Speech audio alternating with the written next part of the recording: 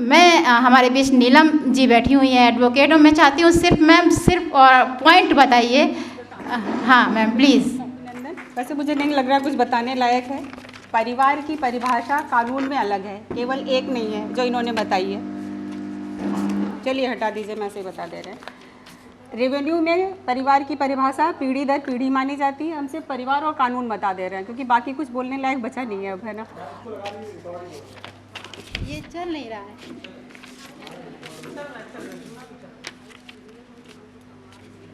Hello, हाँ। परिवार को कानून में 5 तरह से परिभाषित किया गया है। एक, राजस्व विभाग में परिवार को पीढ़ी दर पीढ़ी, क्योंकि प्रॉपर्टी का डिवीज़न होता है, हम यहाँ फैमिली और कानून की बात कर रहे हैं तो हम सिर्फ उतनी ही बातें बताएंगे। जो फैमिली का डिवीज़न होता है इसलिए वहाँ पीढ़ी दर पीढ़ी करते हैं। दूसरा होता है, हम जब मृतक आश्रित के लिए कोई कानून बनाते, जब वो निर्माण करते हैं तब परिवार की परिभाषा हम केवल एक पीढ़ी की आश्रित के लोगों के लिए करते हैं। तीसरा जो होता है अपराध विभाग, अपराध लॉ में कानून जो है सिर्फ परिवार में केवल जिसने अपराध किया है उसी के बारे में बात करता है। वो या इसका मतलब वहाँ परिवार एकाकी होता है। अगर आपने अपराध किया है तो केवल आपको सज़ा मिलेगी। पारिवारिक न्यायालय, मैं पारिवारिक न्यायालय में ही काम करती हूँ, मैं वहीं एडवोकेट हूँ। पारिवारिक न्यायालय में 3 पीढ़ियों तक परिवार की परिभाषा है, मतलब कि हम और हमसे पहले हमारे माता पिता और हमारे बच्चे। और यहाँ पे जितने लोग परिवार की बात कर रहे थे, किसी ने 3 पीढ़ियों की बात नहीं करी। सबने कहा मैं अपने बच्चे को ये सिखाती हूँ, मैं ये बच्चे को सिखाती हूँ, और किसी ने ये नहीं कहा कि हम अपने माता पिता से क्या अपने बच्चे को सिखाते हैं।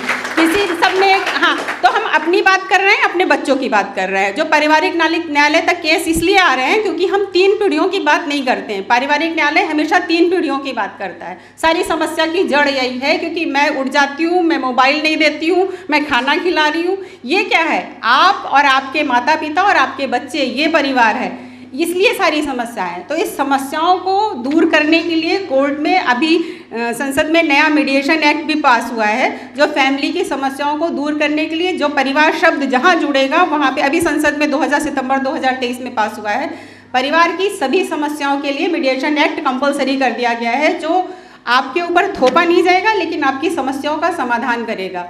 तो परिवार के लिए कानून जरूरी इसलिए है क्योंकि हम लोग परिभाषित सिर्फ अपने आप को कर रहे हैं, अपने परिवार को नहीं कर रहे हैं। क्योंकि मैं चल रहा है, पूरे सब ने सिर्फ मैं और मेरे बच्चे और मेरा मैं बच्चों को ऐसे संस्कार देती। किसी ने कहा कि दादी दादा से भी संस्कार लेना है, या किसी ने कहा हम अपने मम्मी नानी नाना से लेके संस्कार को बच्चों को दे रहे हैं। जब हम 3 पीढ़ियों की बात जहाँ नहीं करेंगे वहाँ परिवार टूटेगा और कोर्ट में मुकदमे बढ़ेंगे, और मुकदमों का निवारण भी हम लोग मीडिएशन से ही ज़्यादा बेहतर कर सकते हैं, ना कि वो कोर्ट में लॉ के हिसाब से। लास्ट कंपलसरी, सुप्रीम कोर्ट ने कहा है कंपलसरी है, जब भी कोई केस होगा उसमें मीडिएशन कंपलसरी है। अभी तो सितंबर में तो और भी हो गया है कि चाहे वो क्रिमिनल केस हो, अगर उसमें परिवार जुड़ा है तो वहाँ भी मीडिएशन होगा।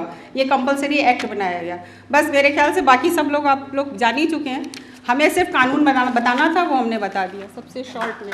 थैंक यू सभी का, आभार।